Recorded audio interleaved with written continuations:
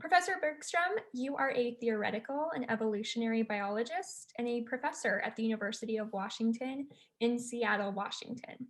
You are also an outspoken critic of low quality or misleading scientific research.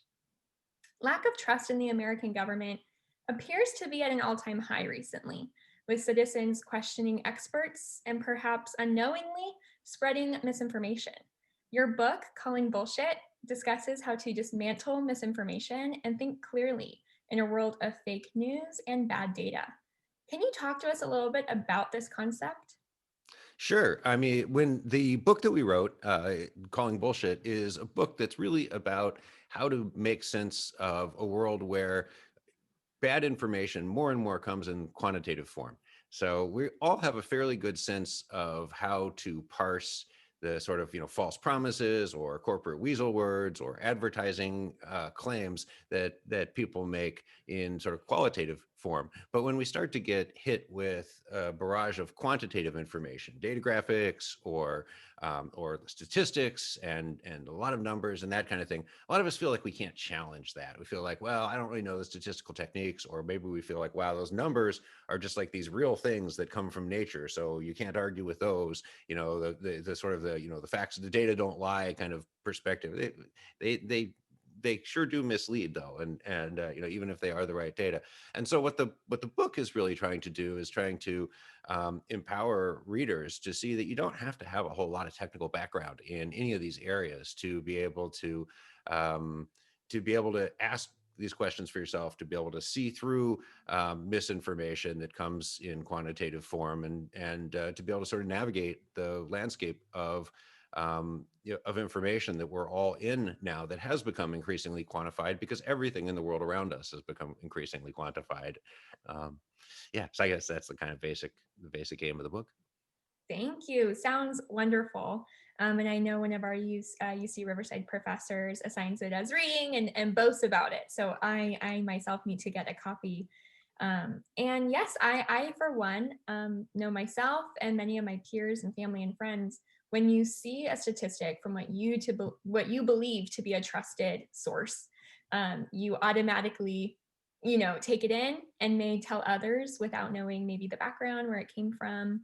Mhm. And I definitely learned that in a lot of my public policy courses as well. Mhm. I am wondering with this term fake news, Mhm. is this the new norm? I'm wondering, this seems to have popped up about the last 5 years. I don't know if that's me, coming into college and adulthood, if it's always been there, or if even in this past year, if the pandemic has exacerbated the situation. Um, from your experience, is this a relatively new concept, theory, or has this been around for quite some time? That's a good question. The basic notion of fake news, which now we typically talk about misinformation and disinformation. Misinformation being information that is incorrect but not necessarily created for the purpose m- of uh, of misinforming people. Disinformation being, sort of the deliberately created false information, deliberately propagated false information. Um, that's been around for a very, very long time, and you can look back, for example, at there were these tabloids in the 19th century that would run outlandish stories, sort of World Weekly News kind of stuff about civilizations on the moon, and that people had seen through telescopes, all kinds of wild stuff like that. And so we've always had misinformation out there. We've seen, there's been, for example, with big tobacco or something like that, has found other ways to sort of push sorts of misinformation and seed doubt about whether there's really a tobacco cancer link and that sort of thing. So we've always had that. I think that one of the things we talk about in the book, and because we deal with this quantitative stuff, we also just kind of talk about like what's going on, what's happening in our information world. And I think the way that information is shared has a really dr- driving effect on what kind of information is out there in the first place. And that's something we see for sure with the current environment. We had this great idea to take all the computers in the world and link them up together, right? And so that sort of coupled with various methods of digital typesetting allowed every single person, essentially with access to a computer, to become an information producer and to produce, high quality um, output that they could then share worldwide at essentially zero marginal cost. And so that creates a situation where everyone, this could be really great, right? You no longer need the sort of social capital and the financial capital and so forth that was needed before in order to broadcast your story. And we were all tremendously excited about this in the 1990s, and this was going to be this marvelous democratizing force, and so on, and to some extent it has been, and then to other extents we've gotten hit by this disinformation problem and misinformation problem that I think we didn't adequately think through. And a lot of what happened there, I think we get this huge volume of information coming through. We have a sort of accelerating news cycle where we want the we want the latest news up to the minute, and we're All the all kind of seeking that, doom scrolling, right? And um, so with all of that, we can't possibly sort through this enormous volume of information the same way. When you had three networks, you could you could click across the three, and they all were saying the same thing anyway. Now we have this enormous volume. What are you going to do about that? Well, one solution to it is to sort of take on collaborative filtering, let everybody kind of collectively decide what's worth looking at. And so we've all been pushed into this role of editor for one another. When I read information in the evening, if I'm reading it on Twitter or Facebook or something like that, I'm no longer getting it from a professional editor at the New York Times or a professional editor at Random House or from producers at CBS or something like that. I'm getting it from Uncle Rick, who has some really strange ideas, and puts that out. And so what's happened is we've all become these editors. We're not good editors because we're not trained at that. We don't have the incentives to get these things right.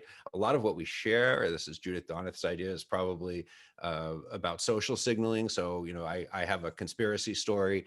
I share that story. I'm not necessarily trying to get you to even believe it's true, but I want to show you that I'm on that side. I'm in your tribe. I'm part of that group. And so for all of these reasons, the information that gets pushed through a social network is very, very different than the information that is provided through traditional print and broadcast media. And so that creates additional set of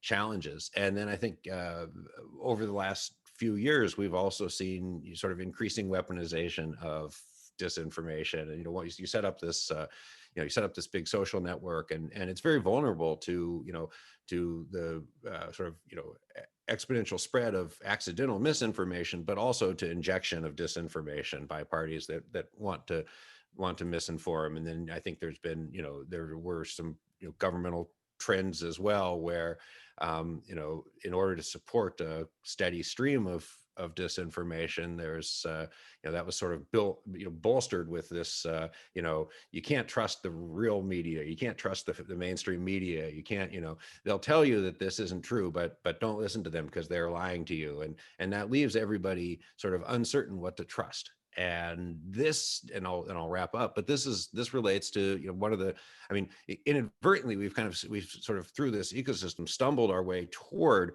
one of the main aims of modern propaganda, the sort of falsehood fire hose strategy, which is not to get people to believe specific wrong things, but rather to flood the information channels with so much mutually contradictory misleading information that people sort of give up on any hope of actually getting to a sort of objective truth. And so I think those are all challenges that we're dealing with right now. And so, yeah, I mean, the fact that it feels worse than ever is, there are new elements to what we're dealing with that haven't been there before. And so there's some legitimacy to that feeling.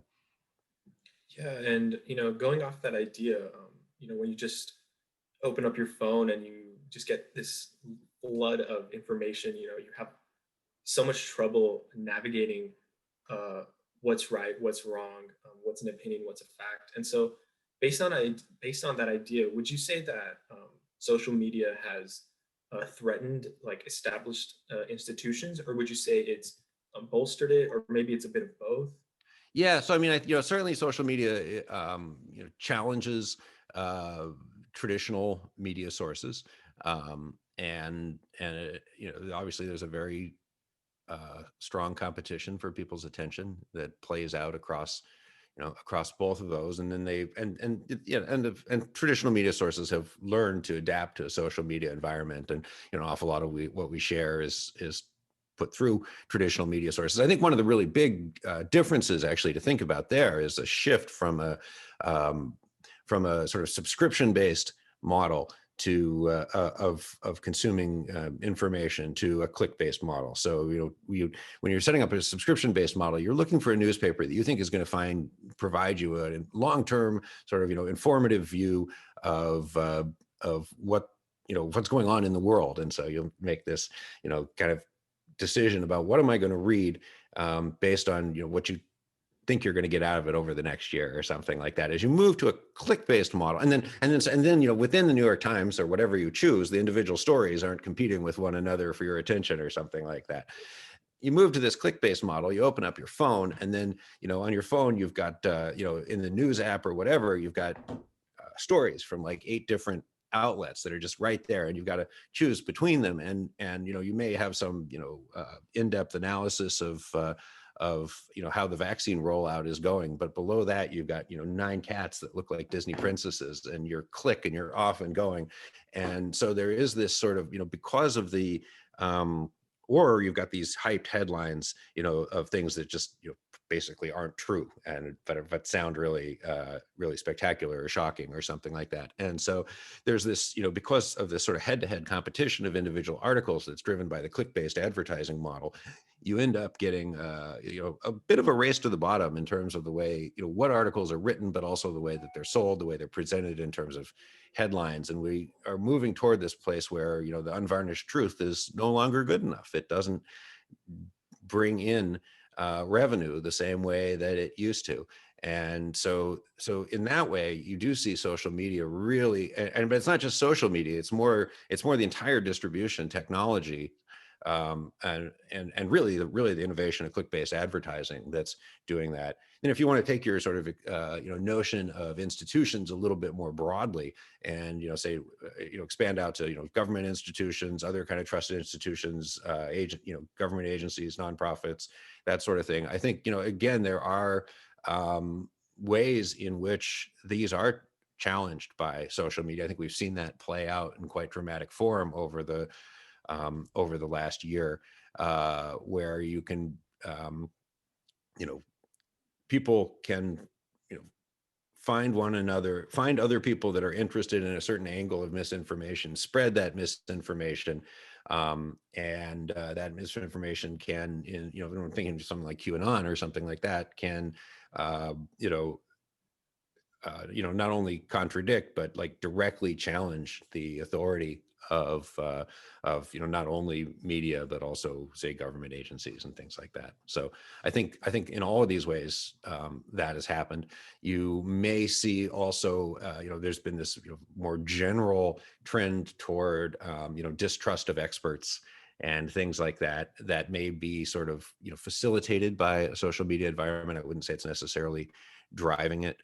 But if you don't have professional editors and the likes gatekeeping the voices that are out there in the media, then you have these populist alternatives, if you will, that can be used to undercut expert voices and challenge them, and so on. Anybody can download a bunch of data about COVID, put it through a spreadsheet, make some pretty graphs, and then you see the sort of things we were seeing last March and April, where you had people claiming it was all a hoax, and the data proved it, right?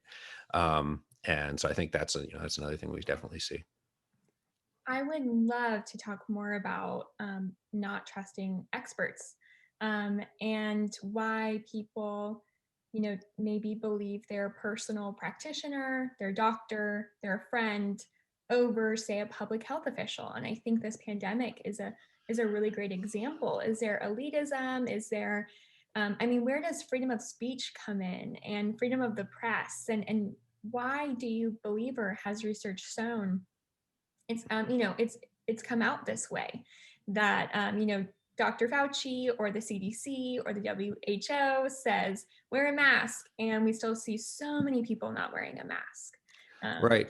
Yeah. Well, I think, I mean, I think partly we really, I mean, there's a lot going on there in that question. There So, is. I apologize. um, so, just in a very COVID specific way, I mean, a lot happened to undermine the credibility of U.S. governmental agencies in March and April, in really disturbing ways. And so, I wrote in late February as well, and I wrote about this a fair bit at the time. Yeah, you saw various branches of government and various agencies giving mutually contradictory messages on the same day. So you have Trump standing up saying, there are 15 cases, it's going down, this is going to be gone soon. You see Kudlow saying, something similar, this is under control, it's not going to be a big deal. And the same day, you've got the CDC giving a press conference saying, Americans need to be prepared for a major epidemic in this country. And so, this is inadvertently, again, playing into this sort of falsehood fire hose approach. And then because of, political expediency, there is also this rhetoric of, you can't trust the deep state, the Democrats control the CDC, all of that, and that, I think creates a certainty vacuum. And we see a lot of certainty vacuums around the pandemic. There's a very fundamental one, which is that, and I think, a lot of the problem came from that, which is when this pandemic started, we were looking at a virus that had never been in humans before November, December 2019. And so we didn't know anything about it, early on, it's very hard to figure out. I'm an epidemiologist by training in part, and so this has been something I've been working on a lot, not only tracking misinformation around COVID, but also lately I've been spending most of my time actually just doing very basic epidemiological modeling with nothing to do with misinformation. Anyway, you see, it's very hard to figure out, what's the case fatality rate? How many, how many people are dying from this, or what's the infection fatality rate, and how fast is it spreading, and what's the, what is R naught, and what's the generation interval, and we don't know any of those things early on. And so, but of course, everyone wants to know, because we want to know where this thing is heading. And so you ask experts, and the experts often will say, well, we don't know. And so, I had I remember this conversation in March, I think it may have been April, I think it was March, with a leading national paper, and the reporter said, I think something's going on at the CDC, because, they know things they won't tell us, because I couldn't pin them down on the infection fatality rate to anything narrower than somewhere between 0.5% and 5%. And I said, there's nothing going on. They're the one person you're talking to that's telling you the truth about uncertainty. It's, and so that's that uncertainty vacuum, right? And then so what comes flooding into there is the fact that, now you have people who are willing to just say a number. They are very likely to get attention, because that is more, even in mainstream media, but especially on social media, I mean, that's more compelling. You say, oh, the case fatality rate is 2 or something like 2% or whatever. And then, and so that's, those messages get amplified. And then because the whole thing is politicized, and also because sort of, strong claims are sticky and attract attention. People are willing to say extreme things, have their voices disproportionately amplified. So that people are saying, oh, the infection fatality rate is lower than a seasonal flu. Those get amplified a lot, because they're not only specific, but they're also extreme. Same thing on the other side. People are saying, oh, it's 5%. This is going to be just, the worst calamity that humankind has ever seen. And those get amplified. And so you have, so you have this situation where, instead of having, reliable, messaging that's appropriately accounting for uncertainty coming out of, sort of centralized authorities with consistency across government agencies. You've got the government agencies talking at cross purposes, often saying you can't trust, saying you can't trust each other, essentially, even within the government. And you've got this, wide range of different of claims out there. And so that makes it very hard to believe anything. And then it's very easy to say, well, like, what do these experts know? They don't know anything. I'm hearing completely different things. And then of course everything is highly politicized. And so and some of that is expected, right? I mean, if you told me in 2018, yeah, you're going to have a pandemic and the Democrats are going to want to, protect the healthcare system and the Republicans are going to want to protect the economy, I'd be like, yeah, no kidding. But if you're going to say the Democrats want you to wear masks and the Republicans want you to take hydrochloroquine, so like, why? Like, what's Democrat about mask or Republican about hydrochloroquine? Nothing, but it just happened that that's how things fell. And so then when that happens, and as you get these sort of highly politicized scenarios, then people can cherry pick from the wide range of evidence out there, because in an emerging scientific area where you have where you have all of this uncertainty, there will be a wide range even of sort of honest, legitimate science in terms of the answers that people are getting initially. People cherry pick from that. People on one side push one story and use that to attack the other, and so I think that was kind of the ecosystem that we got ourselves in fairly early on. I think to some degree that's resolving, but of course we see related things playing out on the anti-vax front. Yeah, and looking at the other side of that equation, I know earlier in 2020, the World Health Organization basically admitted that they're battling a massive infodemic. Yes. Based on the ignorance of the misinformation, the rumors, the theories. What do you think this tells us about free speech and freedom of the press based on the pandemic, but also moving forward in the future? Yeah, I mean, so it's a challenge. How do you deal with misinformation while abiding by fundamental principles of free speech? And I think a lot of us here so in some countries people take approaches, they don't have these strong traditions around First Amendment rights and the likes, and so you see efforts in parts of the EU and around the world to do things like criminalize disinformation, and we have extremely high bars for that, and I think for largely good reason. I don't want laws against fake news when we've already seen that you can elect a president who will call anything he doesn't like fake news. And so it's like in principle, yeah, you might not want people aggressively sharing fake news, and you might want to do something about it, but the fact is we don't want to trust government to decide what's fake and what isn't, because that can be fickle. And so what do you do? And I don't think we have good solutions yet about how to handle this. One of the big shifts, of course, is that the large social media platforms and then also search engines and things like that are major conduits of information about the world to citizenry. And so one place that I think there might be some leeway for a little bit of regulatory support of truth would be would be in providing consumers with more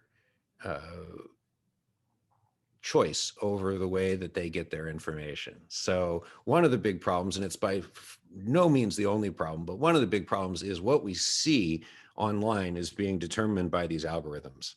And these algorithms are designed to maximize engagement, not to maximize truthfulness.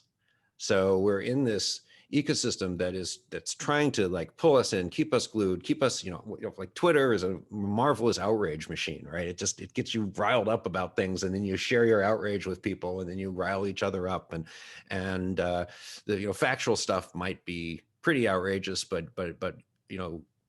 misinformation can be even more outrageous, or like with YouTube and the way that it sort of drives people toward more radical content over time. The recommendation engine the algorithms, the machine learning algorithms have discovered that people are more likely to stay on if you push them toward more and more radical content. And so you have this sort of radicalization process that happens algorithmically. People don't necessarily want to be given that content, but they don't have a choice because of the way that search algorithms work, or the what chooses what I see on my Facebook feed works, or whatever it is. And so giving people requiring platforms to offer people the ability to opt out of their own algorithmic filtering could help somewhat. It's not going to make the problem go away, of course, because people still are going to tend to gravitate to like-minded people. They're easier to find on the internet. If I have some crazy belief about lizard people or something, I can find the other lizard people and that believe in it and form a filter bubble around myself and so on. But it could certainly help with some of the problems there. And some of the argument for doing that, I think, is that having access to good information is a sort of sine qua non for diversity, and diversity for democracy. Excuse me, it's sine qua non for democracy. And so when we had the fairness doctrine up till about 87 or so in broadcasting, where you had to present you had to basically cover on if you had a broadcast license, you had to cover meaningful issues of public importance, and you had to present sort of fair and balanced coverage of that. And that was what the fairness doctrine was about. Reagan got rid of it. Congress tried to enact something like that and passed the law. Reagan vetoed. So the government said the sort of Reagan idea there was, we don't want the government interfering in this kind of speech at all in any way, shape, or form. And that was coming up against this earlier notion that it was important for people in a democracy to have access to important and accurate information about what was actually going on in the world. And I think returning to those kind of sentiments, for which there's ample precedent, could provide reasonably strong arguments for giving users more control over what they see online.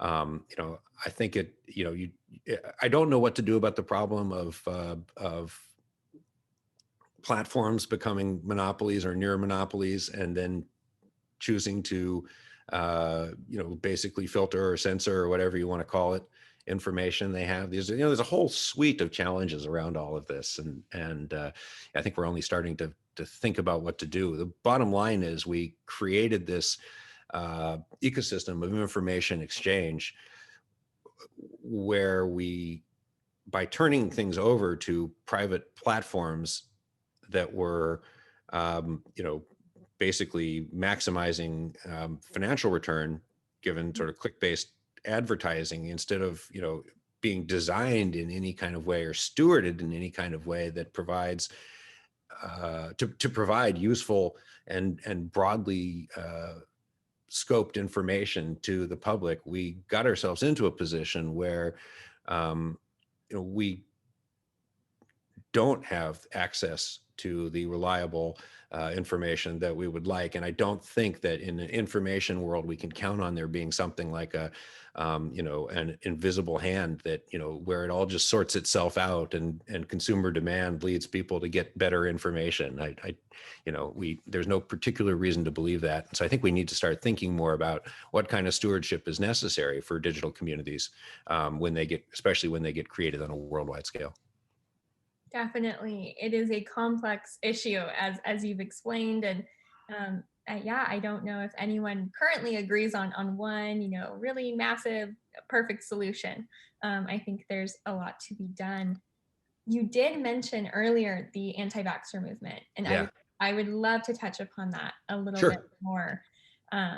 Vaccine hesitancy, as well as the defense of individual liberties, have had a vocal and outspoken following for quite some time now. And this is no different when discussing the distribution of the Pfizer or Moderna, COVID-19 vaccines. Yeah. I'm in LA, and Dodger Stadium is one of our biggest vaccination sites. Yeah. There have been protests that have Amazing, right? Yeah. It's really amazing to see. I have a lot of thoughts on it, but I'm curious, how does this quote unquote, anti-vaxxer movement connect to misinformation or disinformation? Well, I think, an awful lot of it is weaponizing disinformation. And so, one thing that you have is, I think there is very likely to be, state level involvement by states that are not, um, that are hostile to the United States in pushing anti-vax information into our media channels, because it's highly disruptive to, anti-vax sentiment can ultimately undermine our ability to fight the pandemic and prolong what we're all dealing with and so forth. And so I do think that it also generates a lot of, person against person, neighbor against neighbor hostility, which has been a major tactic that goes on, right? So you have, you've had Russian bots aggressively pushing, arguments on both sides, right? Whether it's around Black Lives Matter or, any other, abortion or gun rights or whatever. You have, foreign actors that are trying to fan the flames of those controversies. Because if you can convince people in a democracy that their neighbors are unreasonable, even evil, can't be compromised with, can't be reasoned with, then you undermine the foundations of, why we think a democracy should work. And so, I think, so one thing that's going on is just that that's a fruitful place to sow chaos in terms of people not trusting each other. And another thing that's going on is that, it's a fruitful way to sow chaos in terms of slowing an economic recovery. So I do think, that there, and there have been some documented examples of this. There probably is foreign involvement in the U.S. anti-vax movement. That does not mean, of course, that it's wholly a foreign, psyop or something like that. It's not. I mean, and it wouldn't be effective if that were all it was. I mean, there are these legitimate sentiments that are very strongly held within the United States around these issues, and vaccines are interesting in the very strong emotions that they elicit among people. There is something fundamental about, injecting something into your body that creates a response that makes people uncomfortable. And, it's unbelievable life-saving technology. I mean, we don't know a single person who's died of smallpox, any of us. Hopefully we don't know anyone who's died of measles and so forth. So it's an amazing technology, but for some reason, people find it, it makes people anxious. And then, then you have sort of, misinformation like the false claims of a link between vaccines and autism. And, that plays also into really deeply held fears about the safety of our children and their well-being and things like that. And so, a lot of these things just target the almost like really deep emotional responses that we have to the world. And so, that makes it effective. There are these elements of the anti-vax movement that build very, very heavily on community, right? I mean, it's not just that you don't want a vaccine, but it's often very tightly linked to a lifestyle. And it's interesting to see the lifestyles vary. I mean, some of them are sort of, you might think of some of them. I mean, this is stereotyping or caricaturing, but some of them might be on the sort of prepper end of things, and you don't trust the government for anything. And then others are very much on this holistic, live natural lifestyle that would be completely different. Of course, and geographically, you see that you have pockets of the different types of anti-vax sentiment in different parts of the country, and so on. And so what happens is, people then form community around this, and that, when that happens, it's particularly hard to change people's minds, change people's beliefs, because it becomes a part of personal identity. And so it's easier for me to change your mind about something that you don't think of as part of your personal identity than to change your mind about something that you do, and something that if I do change your mind, that will estrange you from a lot of the social support that you're receiving. And so I think that becomes, those are all important pieces of why, why anti-vax sentiment spreads, why it's challenging to combat anti-vax misinformation. So much of course, is misinformation is important because so much of it is based on false claims about the dangers of vaccination, about about how they work, what an mRNA vaccine does, whether they've ever been tried before, how the immune system works, connections to autism, what the ingredients are, all of these things. So, all of this comes into play. And then, on the social media world, as I was talking about community and so forth, it does help people connect and find one another and, again, form these kind of filter bubbles around themselves, so that they're only really hearing one type of information. And all of this, I think, allows, something like anti-vax sentiment to get a really strong foothold. And then what we start to see is, as it does that, then there's this natural tendency to try to expand its scope. And so then you start to see misinformation that's not targeting hardcore members of that community, but rather trying to generate vaccine hesitancy among people that maybe have always taken vaccines in the past. It's people that would never think of, not getting their kids vaccinated for measles, mumps, rubella, may now be trying to figure out, well, wow, are these mRNA vaccines safe? I don't know. I here to say, as an immunologist and epidemiologist, they are safe and they're amazing life-saving technologies. But these questions are, you can push this. If people are pushing this kind of disinformation, broadly through a big swath of the American public, and that leads to the sorts of rising levels of vaccine hesitancy that we've seen. Yes. Wow. I agree. And I think what I've taken away mainly from this conversation is I feel that disinformation specifically, but also misinformation just causes, an individual to really start to question things that maybe they wouldn't have questioned before. And maybe that's a good thing sometimes. And maybe It can be a very good thing, right? I mean, one of the interesting things about a lot of this is that much of the rhetoric of many of these sort of, conspiracy theories and so forth is quite similar to the rhetoric that we would try to push for students that were trying to educate in the sciences or something like that. Don't be, don't just believe other people. Think about it yourself. Examine the evidence.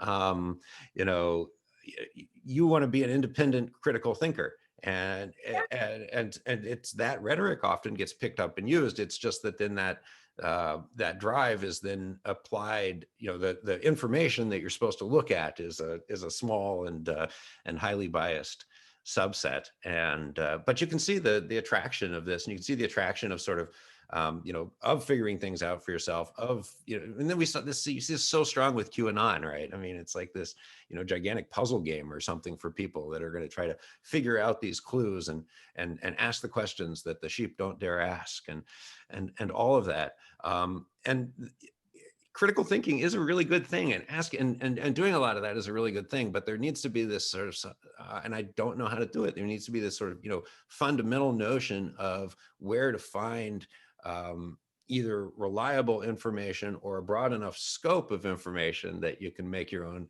decisions about the world based on adequate evidence. yes, I think we will all be trying to figure that out, starting now. But hopefully that's something we can try to navigate these next few years, and just for the bettering of society. So Yeah, this is, essentially the mission. We at the University of Washington, we founded a center called the Center for an Informed Public, and that's a cross-disciplinary center with people from computer science and law and the information school and communications, and I'm from biology, and there are a lot of us that are working on exactly these problems. And that really is the mission of that, is to try to understand, how can we steward a